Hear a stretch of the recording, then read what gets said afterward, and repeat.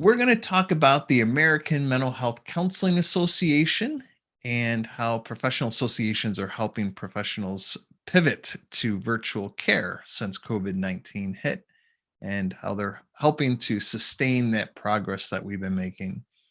So, to discuss this, I have Dr. Beverly Smith. She is the current president of AMHCA, which again is the American Mental Health Counseling Association.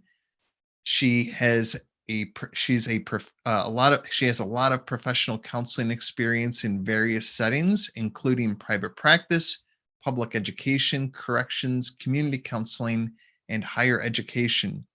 She's also the owner and principal therapist of B. Smith Consulting Group, LLC. Dr. Smith is an adjunct professor of clinical mental health counseling at Mercer University, which is great because that's where I went to school. That's where I got my master's degree in community counseling, which I really enjoyed. So, Dr. Smith, thanks so much for being here with me. Thank you. Thank you for having me here. Yeah, excellent. And yeah, so the Association for Mental Health Counseling. If you can tell me a little bit about what's the mission and vision of the association, and tell us a bit about that. Yeah. And so the American Mental Health Counseling Association, it is 45 years old. I'm actually the 45th president for the organization. And we Mhm. focus on providing services to clinical mental health counselors. In fact, we are the only organization that exclusively represent mental health counselors and advocate for exclusively mental health counselors. So our goal is to provide services to clinicians in the field, to provide high quality training, education, as well as to make sure that we advocate and educate the clinicians as advocate for them and help them become educated, but also help to educate the public as well. Yeah, and in terms of educating the public, how is it that AMCA does that? Well, we educate the public by having various forms in using social media. We may provide on social media various, that's a platform to help educate and enlighten the public as to what we're doing, what we're about, as well as what is going on in the mental health field. In addition to that, myself as well as other clinicians as well as officers, we help to educate the public by doing public service within the community, by providing seminars and webinars to not only help educate the community professionals, but to also help educate others within the community. For example, you mentioned Mercer, you're a proud graduate of Mercer, right? I get it. I am an adjunct professor there, but I'm also a graduate of Tuskegee University. And I go back to give back by talking about mental health care. I use my platform as AMHCA and as president of AMHCA to help educate college students as well as do workshops and webinars for faculty and staff. And that is important, particularly during COVID-19. Sometimes individuals as well as some professionals, they do not know what to do or how to access mental health care services. And so by speaking about mental health care, by speaking about mental health care stigmas, COVID-19, it provides a door for individuals who may not otherwise begin to explore mental health care to begin to explore and ask questions and actually seek help. So that is a way of giving back to the community with using my platform as president as well as the interim CEO of the American Mental Health Counseling Association. Excellent. So by providing webinars, trainings to the public and to clinicians, Mhm. and I know you have a summit going on currently, right? Yes. And then you have the conference coming up, and you have periodic webinars. Can you Mhm. tell us a little bit about that? Yes, currently we're having our fall summit, and our fall summit is an excellent way for us to discuss and promote healing for not only the clinicians, but the community, for counselors and for clients. And so we have a fall summit that's going on. We have experts, phenomenal speakers that are speaking on various topics such as trauma, spirituality, yes, COVID-19, parenting, COVID-19, homeschooling, and COVID-19. ethics, as well as supervision. We're also talking about diversity, equity, and inclusion, and how do we promote that during COVID-19 and after COVID-19. So our goal with our fall summit is to focus on healing for the clinician, the community, the client, as well as for the counselor. So again, we have a phenomenal lineup of speakers who are just helping to equip technicians, licensed therapists, mental health care providers with the tools that they need sustainability and to serve in the community. Mhm. Yeah, so I suppose these are the issues that clinicians currently are struggling with and looking for help on. Mhm, mhm. Are there other things that clinicians rely on AMCA for, like lobbying or political, uh, agendas? Yes, mental health counselors rely on AMHCA to help advocate as well as educate when it comes down to legislative issues. AMHCA is an advocate for um, mental health counselors, licensed professional counselors, being, for example, Medicare providers. And so we have been advocating for that effort, and we will continue to advocate for that effort. We've joined in with other organizations within the industry to help lobby. So we formed a coalition, a Medicare mental health coalition that seeks to just do what I mentioned to push the agenda so that licensed professional counselors, mental health counselors, as well as marriage and family therapists can be authorized to provide services to those who have Medicare. Their structure has not changed since 1989. And so we are one of the largest mental health providers that are out there. And so we can help alleviate the strain that's currently on the mental health workforce as well as the addiction workforce.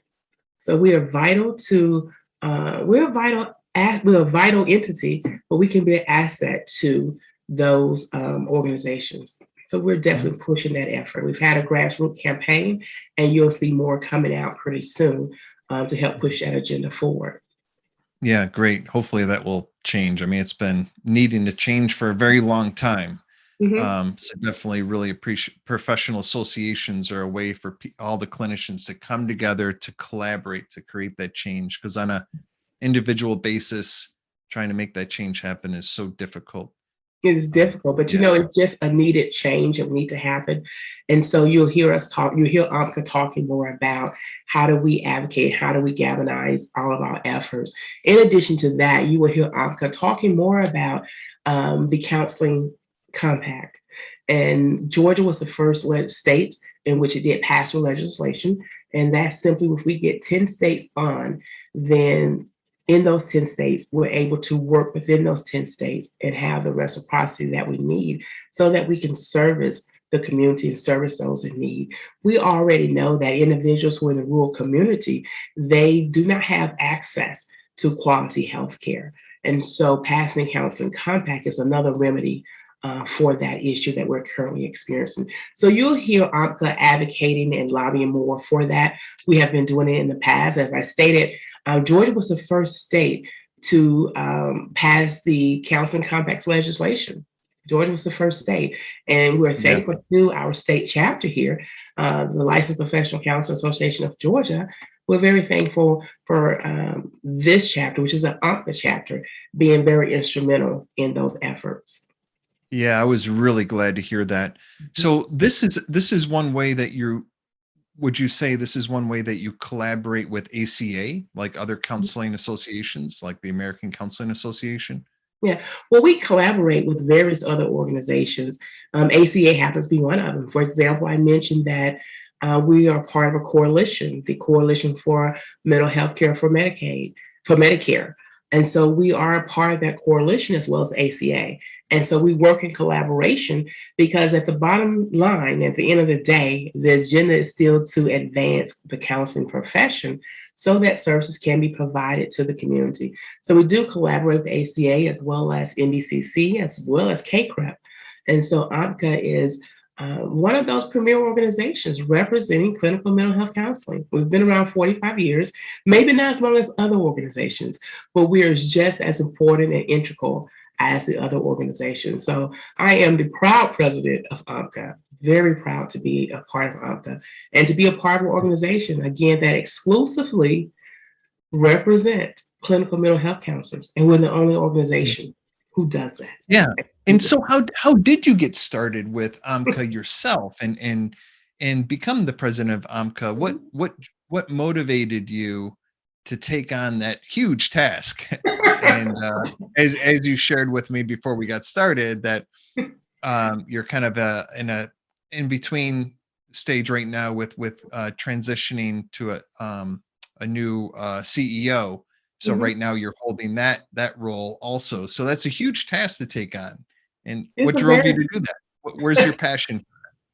well, I am passionate about the profession. I am passionate about helping individuals to advance, but I'm also passionate about how do we develop leaders and how do we set the stage so that we have organizations that can sustain COVID-19, that can sustain any political agenda and still be relevant and available to the community or the greater community at large. When I came on, and I ran for president-elect, I was president-elect, and I knew I would transition into the presidency role. But I thought that was the only role that I was transitioning into. So I was excited and passionate about doing the work, and so I still am. But it's just a little bit more work, I have to wear multiple hats in order to get the work done. But that just comes with the territory. When you're a president, you take on that role. You understand that in the absence of the ED, the president serves. So I knew that. I just didn't expect that to happen, and not so quickly.